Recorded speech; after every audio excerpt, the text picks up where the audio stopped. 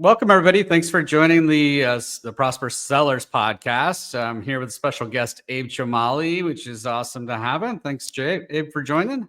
Oh, thank you for having me. I appreciate it. I've known Abe for a number of years, and boy, he's an interesting character to talk to. Always has great things to say, and I think you're gonna find a lot of great insights from talking to Abe. Oh boy, and now I feel the pressure. No pressure. That's it. I never know when a thing is going to be smart in advance. It just like happens occasionally.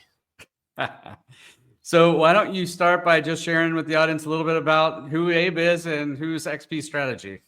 All right. So my name is Abe Chomali. I have an Amazon marketing agency called XP Strategy. Of course, these days it doesn't just focus on Amazon. It focuses on most marketplaces where you can sell things. I've had the agency since 2018. And before that, for a few decades, I was a seller myself. From 09 to 18, I was a seller on Amazon. Before that, since 1999 till that 09, I was selling on my own website, Yahoo stores, all of the places where people could purchase directly from us. And from 1991, I actually started off in the print advertising world, where we would run ads in magazines in order to get business. So I've seen the world evolve to where it is now, like lots of major sea shifts. Yeah, that's the cool thing about having that breadth of experience is the end goal is the same. Customers want to purchase something.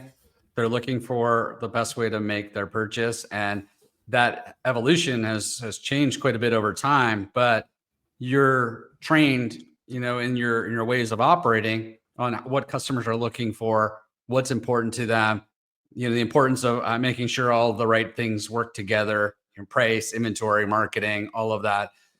So it's fun that it's evolved so much. What do you think about AI? How do you think that's going to change how we do things? It's funny. These days, the buzzword is AI, and it's been the buzzword for a decent amount of time.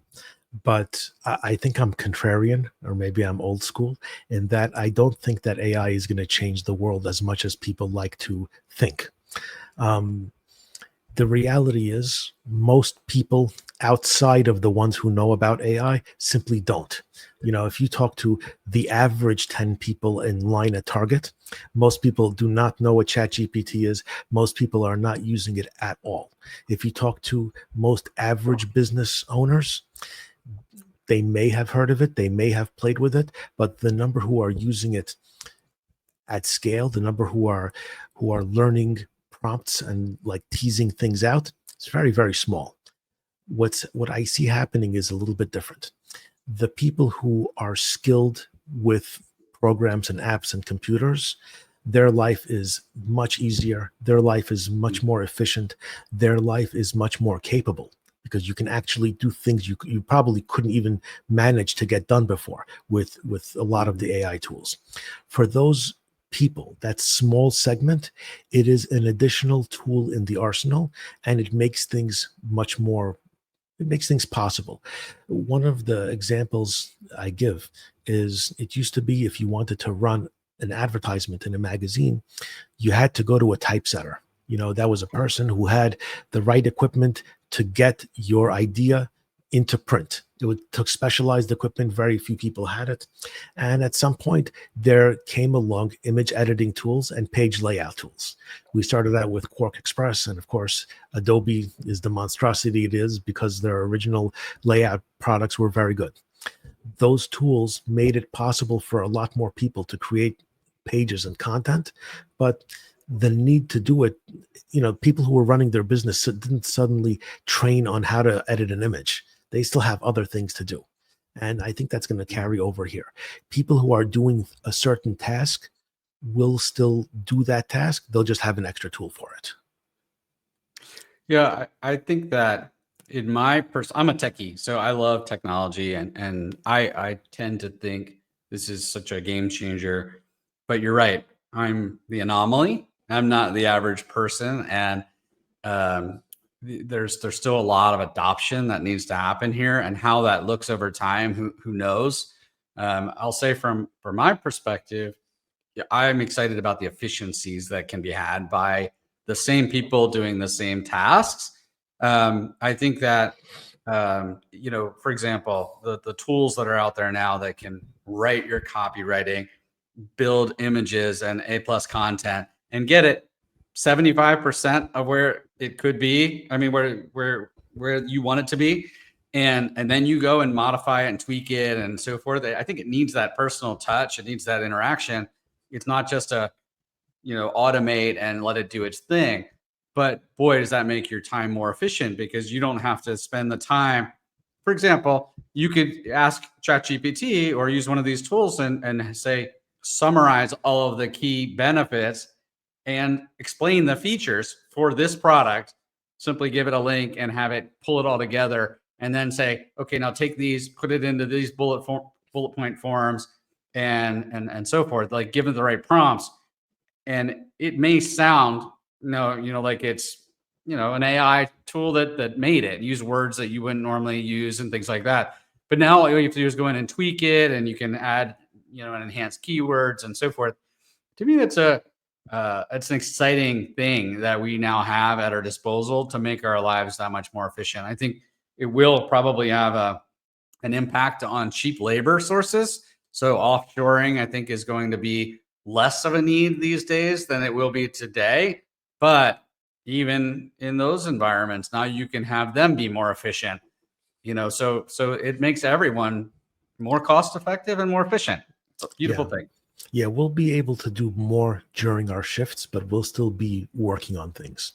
Exactly. I just remembered another example of how technology does not go in the direction you think. So I don't know how far back you go. I'm not sure how far apart we are in ages, but in the early 80s, it used to be that if you wanted to do anything, you had to know commands, and you'd be typing it into like your Commodore 64 or whatever. Everything required programming. Mm-hmm. And at one point, computers became cheap enough that really anybody could afford it. They were in all the schools. Schools started to buy 50 computers at a time, and all the schools started to offer computer programming classes.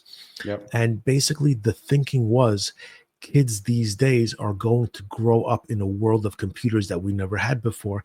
They're all going to be computer geniuses. Well, it did not work out that way. There are 0% of people that can program anything. They all use their iPhones to watch ice bucket challenges and fish videos. It's like nobody learned how to program except the people who were learning to program when it was expensive. That's it. And it's going to be the same. The average person is pretty average. I tell my daughters all the time, like, how smart they are and how capable they are. Stop wasting your time watching TikTok videos and actually put some time into using AI to create something, build something.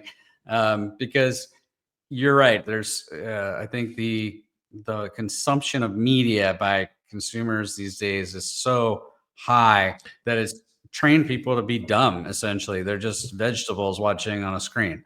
Steve, you will not believe how many people don't even use Google. Okay. My kids with a smartphone in their hand will ask me a question they know I do not know the answer to. And I'm like, couldn't you have just Googled it right now? And they don't even think to Google a thing that they don't know.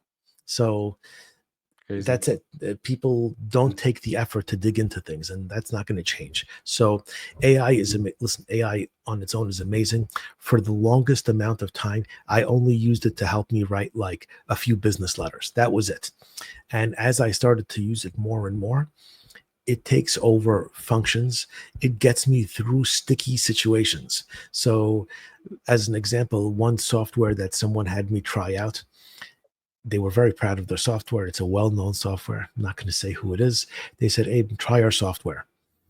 I let my team start using it. And within a minute, they said, Abe, there's a problem. If you want to build an ad campaign that has multiple ASINs in it, you have to separate each ASIN by a comma. Now, why is that a problem? You don't get lists of anything separated by comma. You've got a spreadsheet. You highlight the column. You've got a column of text. You don't have commas. He wanted to write a formula to concatenate it. And I'm like, no, go to ChatGPT, say, hi, can you add a comma to each of these numbers? Press paste, enter, And then he had his whole list of commas much faster than he could write a formula. Yeah, true. It gets I things. mean, It's yeah. it's sort of like a very limited scope story, but Mhm. also it just gets you through those little sticky moments all day long. Yeah, absolutely. Frankenstein within Helium 10 does the same thing. But nowadays, you don't have to like figure out like what tool do I need to use to do it, and do I have to pay for a subscription to do it, and so forth. You just basically, ask ChatGPT and it does it. It's a beautiful thing. I really like AI for contracts. To me, spending thousands of dollars for an attorney to draft up a contract is, when it's not that critical. You tell it what state you want it to have the laws applied and all the details, and then Claude, I find, does a pretty good job with contracts for me. That's a big cost saver Oh when you're yeah. just trying to do basic things. Make sure you're protected. So I actually go one step more fundamental. When there's something which needs a contract, Mhm. I will actually ask, and you're right, Claude is very good in that space. I will actually ask Claude, what discussion points haven't I thought of yet that might be an issue later on? And it will give me 14 considerations that should be spelled out to Yeah, prevent confusion later on. And I'm yeah. like, oh, yes. And it's not even points of disagreement, even if they're all things we agree on, writing them out, as you know, when it comes to a contract, the more you write out, the better the working arrangement will be. Yeah, absolutely. That's the thing. Most people, I think, get frustrated with AI because they don't really understand that you still have to give it very specific details and instructions to get the right output, and to do what you just did, which is to say, you'll leverage it for not just your instruction, but you leverage it for the brains that it has to say, what am I missing? And I really love that. I use The it all the time. And I use it for a lot of financial analysis and other things too. It's just so much easier. Excel formulas, it's beautiful for those. Um, it can definitely be valuable in our industry for sure. do you always give the AI a persona as part of your requests? I don't, but tell me more.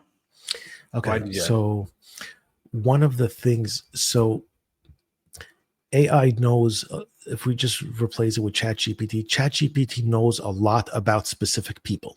It knows who Mark Cuban is, it knows who the president is, it knows a lot about them, and it knows all of the news stories up to whatever date it's indexed. It knows Mhm. how those people speak, how they operate, and their activities and actions. When, but at the same time, they are blended into the average. When you ask ChatGPT a question, it gives you an answer based on the blended whole of all information. But if you tell it to act like someone, it Mhm. will reframe itself to act like someone. So if you tell ChatGPT, you are a shark of an attorney and you will always write contracts that insulate your client from any possibility of an issue in the future. And then you Mhm. give it your instructions, try it and see, and you'll see how different the output is. Ask it to do even a complex thing, get your output, and then give it a persona and ask it exactly the same thing. You will see the results look different. The tone of voice, its tone of voice is different. Its output is different. It's like there's a lot.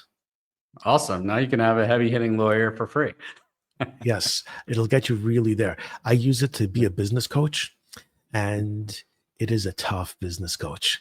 You know, one of the things Mhm. that they just introduced this week is the ability to remember everything you've ever asked it and all of your interactions with it. It's a thing it can remember now. Mhm. And somebody posted somewhere, said, listen, go to ChatGPT, tell it, based on all of the things I've ever discussed with you, what are the top 5 holes in how I conduct myself? And it right away said, you do this, you do this, you do this, you do that. I'm like, oh my God, this is Until until you insightful. share a ChatGPT subscription with your family, and it's got all Oh these no, no, no, random no. things.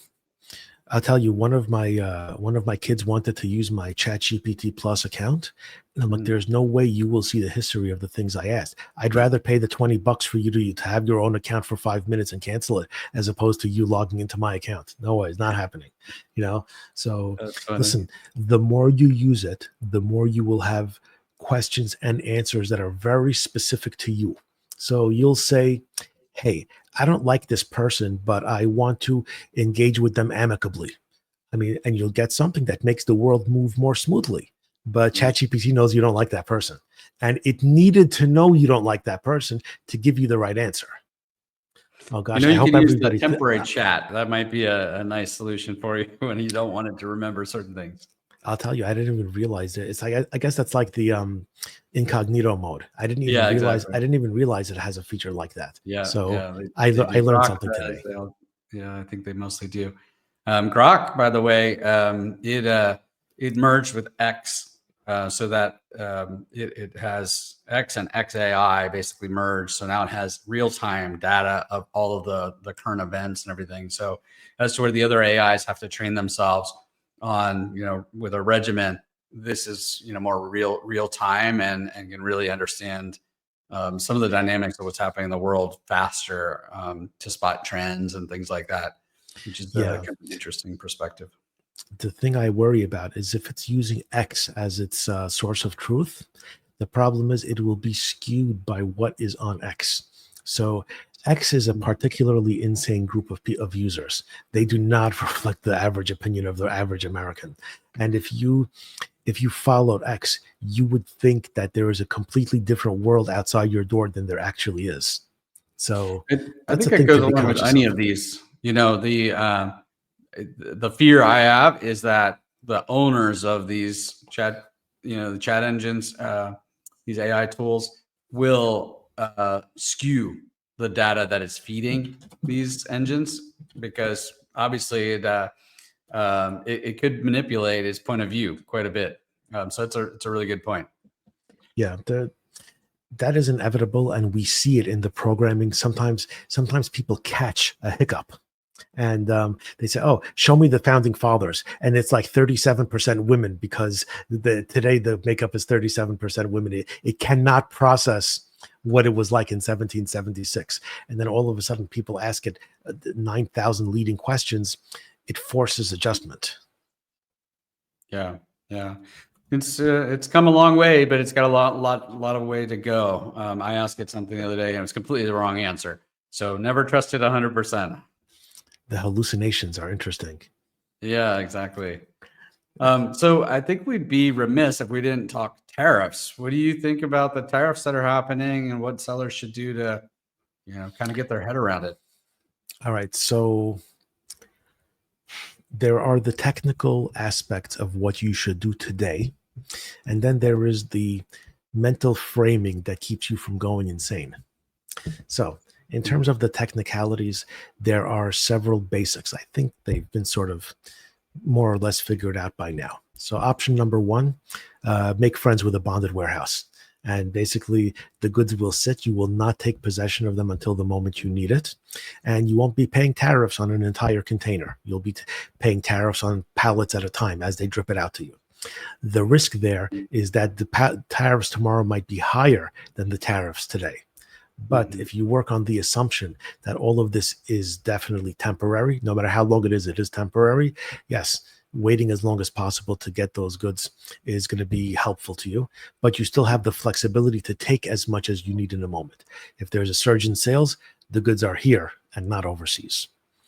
The second aspect is the same thing. Yeah, is holding lots of product overseas, getting it produced, but Yeah. waiting to release it. The factories don't love that, because once everything is relieved, there will be a massive bottleneck of goods coming into America, like days or weeks or however long this takes. Then we have, of course, the revised invoicing that people are doing. It used to be that you would just give the full manufactured price as part of your importing documents. You'd pay the rate for that type of product, and you'd be done. These days, because there are different base rates that the tariffs are being put on top of, if you break down the thing you make into components, you can leverage the lower tax rates of some of those components. So if you have, for example, a handbag, Well, you've got the bag, you've got the box the bag came in, you've got the printing of the manuals and things. You've got Mhm. all different components that make it up.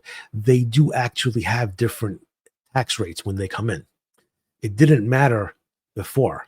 Now it matters. So those are some of the ways to pull things out. I think the other framing, like again, this is very painful. There's no way around it. As you bring in goods, the best thing you can do is to know that this is hopefully temporary. I don't think that this is the new normal. I think that this is a tool which is being used to force change. And it might be used clumsily, it might be used chaotically, but it does have a purpose. I keep Mhm. seeing stories about trade imbalances, and every time I see it, it reinforces that there is a reason for this. Yeah. There was an example that I read yesterday, which has to do with the US and Australia, nothing to do with China. So the US and Australia have a trade agreement in which beef being sold between the two countries has no tariffs. So beef in a lot of countries, one country to the next will have tariffs to protect their industries. They built a specific arrangement to protect beef trade between the two countries. Well, it turns out that the US imported $3 billion worth of beef from Australia last year. Australia imported $0 from the US. Not 100, not 10,000, zero. Now, Mhm. American cattle ranchers and, middle of America beef is a thing which has value throughout the world. You can't tell me they didn't want a dollar. There is a restriction that's happening there despite the free trade agreement. Well, the purpose of these tariffs is to open all of these non-tariff restrictions up. Yeah, it's a good point. I definitely think it's kind of a chess game, and I think that where we're at now is not where we're going to end up. I think there's going to be tariffs, and I think they serve a good purpose, and hopefully it levels the playing field. Um, I think it's a very confusing subject, like you just gave. Sometimes doing reciprocal tariffs doesn't necessarily pan out in your favor if we're buying all of this country's supplies and they're buying all of a different product supplies from us. It may not still be fair and needs to be like adjusted for what are we, what are we actually trading. But nonetheless, you want to, ensure fair trade. I think It's a the tough one. yeah, it definitely is. And it's confusing. It's above most of us. We don't necessarily need to fully understand all of the details about it. But I think the key is don't panic, right? So don't don't just go and raise all your prices on all of your current inventory right away and say, I've got to protect myself. That's going to backfire on you. But know that all of your competitors are probably sourcing from all the same places and they're going to face the same exact tariffs you are. So although you have those levers you mentioned, which are all really great, um, your competitors have the same levers, and they're if they're just as smart as you, they're doing the same things, and if their cost has to go up X% and your cost has to go up by X%, now you're still on an even playing field with those competitors. So the consumer will adapt. I mean, you think about some of these tariffs that were known to us because of this trade war that we never had a sense of how much some of these other countries were charging Americans for those tariffs. And the consumer just doesn't know. It's like behind the scenes. They don't know for the No, any better. and yeah, there's a conversation in which um, people who aren't happy at the moment are saying sarcastically, "Do we really want to bring back sock and widget manufacturing to the United States?" Now, the reality is, I don't think that's the goal of any of this. Yeah, China can keep making socks and fidget spinners, yeah, but we make things now that the rest of the world should be wanting. If yeah, those get to be increased, that's where growth comes from. Add yeah. 3 billion, add $1 billion of cattle going to Australia. All right, that's $1 billion right there. Multiply that by Mustangs and Corvettes and artisan Mhm. candles from Williamsburg, Brooklyn, and like there are things we make already that the world wants, and they're not Mhm. getting it. So that's what we want to open up. Now, Yeah, the exactly. way to do that, Especially, what'd you say? I was going to say, listen, the concept is simple. The execution is very painful because you are dealing with very entrenched people who have those restrictions in place now. They won't change in with one day of anything. So Yeah. that's why you have to shock their system. Yeah, exactly. And I think the American advantage is when we have Tesla Optimus robots that are able to build things in a factory. Now we're more on an even playing field with these foreign countries that can have cheap labor because we can, automate so much of a manufacturing process. I don't think we want to be making stocks, to your point, but automobiles and other technology, I can see a lot of electronics and stuff that can be done by robots, Yeah. really migrating towards American goods. But it's going to take time, and you're even seeing it right now. A lot of the auto companies are bringing new factories into the U.S. It's going to take a while to spin up those factories. So this isn't a. There's going to be some short-term gain that may not be so short-term. Yeah. There is going to be a significant change to the world after this is done. The world will look different than the day before all this started, and it will Yeah. be very different for sure. Yeah, I'm kind of looking forward to how it all shakes out. To be honest, if you have a perspective that's not based on fear, but it's uncertain, but it's not necessarily fear, It's then you hard can though, navigate. because listen, it's hard. Yeah.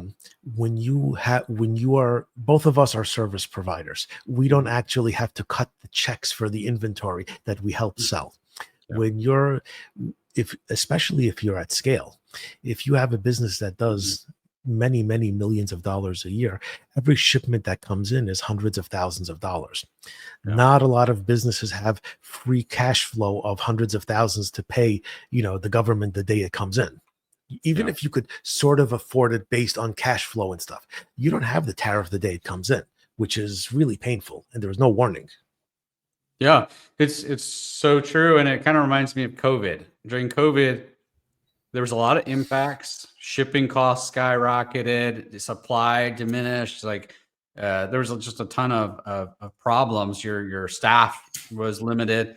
Um, Businesses that weren't set up with the right level of cash flow and they weren't prepared to weather a storm, they faltered. And I think that this is training us or kind of reminding us to not be too comfortable, to have a Some significant cash reserve and so forth. Somebody on social media said something that was sort of mean but sort of insightful, and people were talking about how this hurts small businesses and all this stuff. And this person said, all you people that thought you could get away with 10% profit margins forever are learning that you can't. And that's what it comes down to. If you're making 30-40% margins, gross margins, you can manage this extra expense. You can, now, not easily, but you absolutely can't do it when your net margin is 10 points. You need more That's than right. that. And the way he said it was just like, yeah, this is what you get for thinking that you can operate with like literally nothing happening. And honestly, a lot of that is because the Chinese factories started selling direct in the US market, and the US sellers felt like they had to compete on price. And it's a losing game, right? It's lose-lose. The factories can always outprice you. So it's a race to the bottom. Now no one's making any margin except for the factories that don't have the same costs that you do. And you justify it because you have to do it versus like trying to reinvent how can I sell something that's more premium, something that's unique and differentiated and maybe not be the low price leader. So you can have those more sustainable margins. So even like this, I think will teach us that if you're buying all of your products from China, for example, because you're selling all of the same category, well, maybe not only should you be looking at alternative countries to source from, but other categories where you have more sourcing options. You can be more diversified, so you're not overly dependent on any one country to source your goods and or any one product because you're selling in different categories and you have different products. And of course, something we teach all the time. Don't put all your eggs in one basket on Amazon either. We all love Amazon. It's such a great opportunity for sellers, but you put all your eggs in one sales channel, it's a recipe for potential disaster. Yeah, it's easier said than done, though, to play devil's advocate. Yeah. When any individual other marketplace is a very, very tiny fraction of Amazon, your business growth is still coming from Amazon in most cases. So those are they are pitfalls. We can say the concepts out loud, but the execution is completely different. It's true, and I don't think anyone should ever think otherwise. Like it is, you got Amazon, the 800-pound gorilla. It's the biggest opportunity. It's like 39.6% of all e-commerce in 2023. I'm not sure what 2024 ended up at. I'm sure even higher. That's a huge chunk of the business. And the other competitors like Walmart, eBay, Target, they're a small piece of the pie. But I Right. guess my point is, let's have a bunch of pieces of pie, one being big and a bunch of small ones, so you can be more diversified and not have to be overly reliant on one channel, particularly your own e-commerce channel, and exploring retail sales and other things, so that you're a brand that's holistically selling where your customers are spending your time and money, not an Amazon seller. I hate kind of hearing that term, Amazon seller, because it seems very narrow-minded to me. I still, yeah, when people say they sell on Amazon, a lot of times I immediately think it's a one-person operation that's just like packing boxes half the time and yelling at their computer the rest of the time. I don't visualize a business. Now there are enormous businesses that just sell on Amazon, but describing it that way is always a very, very narrow frame. Yeah, I agree. I agree. What do you think about other channels? What have your experiences been, and what, like, for example, have you been doing anything on TikTok Shop? Has that shown to be fruitful for you? What, So what it's can you share with interesting. the audience? So I definitely recommend diversifying. I think everybody would. Um, Walmart is a challenge. There definitely is potential for sales, but we don't see a direct correlation between actions and results. So on Amazon, if you revise your listing, you can typically see a difference in conversion rate essentially the next day after you upload the new images. Walmart, you don't know if they took the indexing into account. You don't know how things work after you made a change. The same thing with ads. We know that if you raise a bid and make sure you get a certain position, you'll get typically a different result than before that change.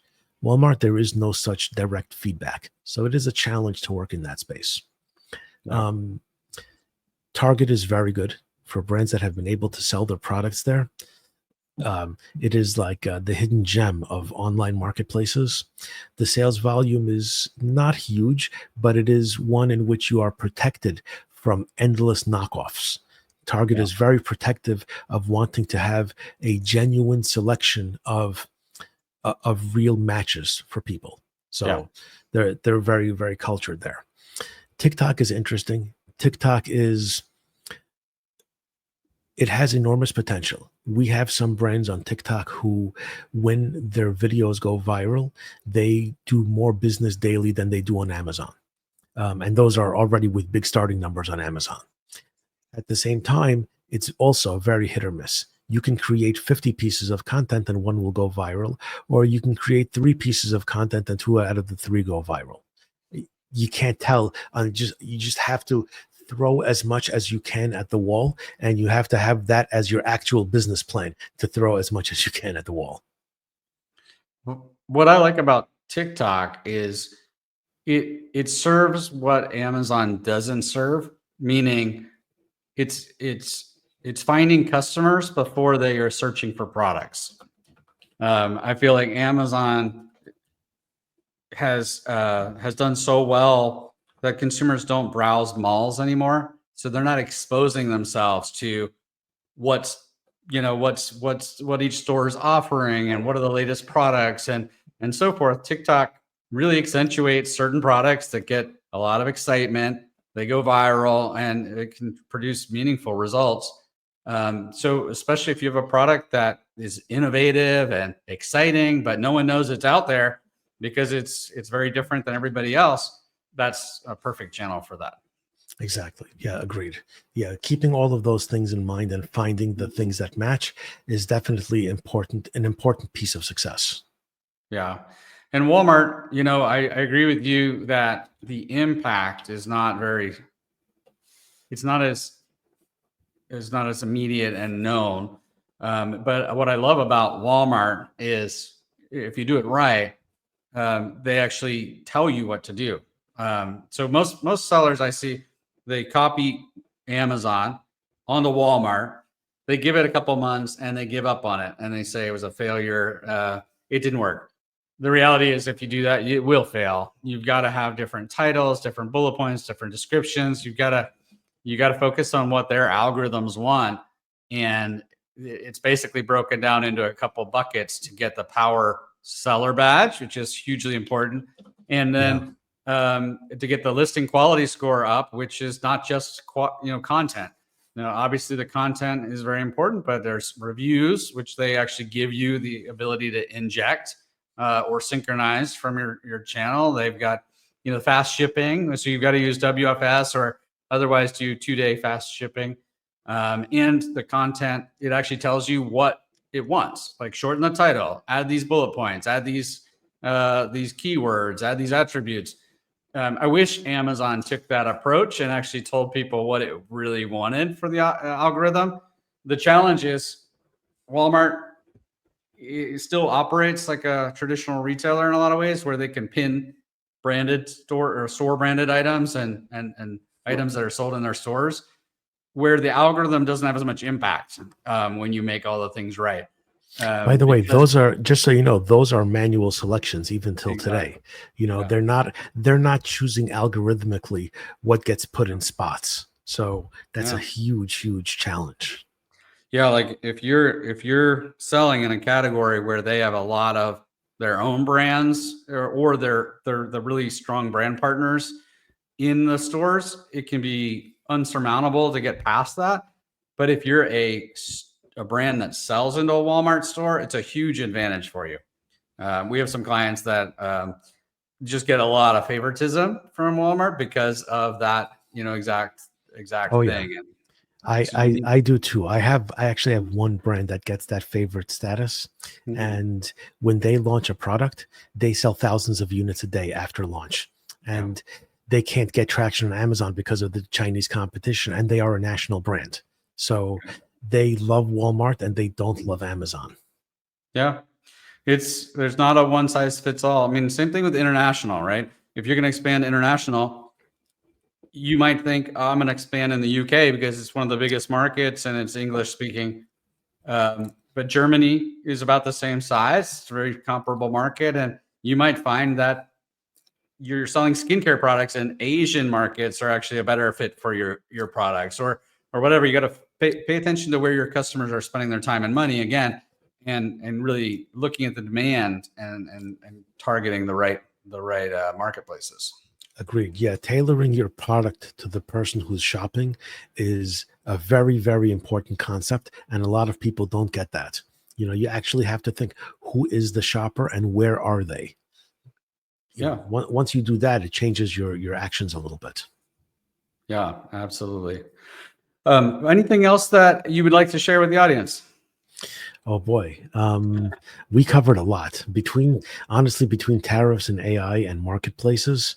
That's almost like the snapshot of what 2025 looks like. Those are the three big things Yeah. that occupy everybody. Mhm, Having a distributed options for what you sell, mhm. making sure you do things the most efficiently with AI, and navigating an insano world of tariffs right now. That's today's world, right? Yeah, I agree. Couldn't agree more. Well, thank you so much, Abe, for joining. Why don't you tell everybody how they can reach you should they want to reach out? Oh yeah, I appreciate that. So there's two main places. I have a website called xpstrategy.com, and you can reach out to me there. There's a contact us form, as you imagine. And of course, I am on LinkedIn. I am pretty active there in discussing my thoughts and opinions on the business world around us. So you can definitely reach out to me there as well. Awesome. Well, thank you so much. Yeah, Steve, it's been great. I appreciate it. Thank you.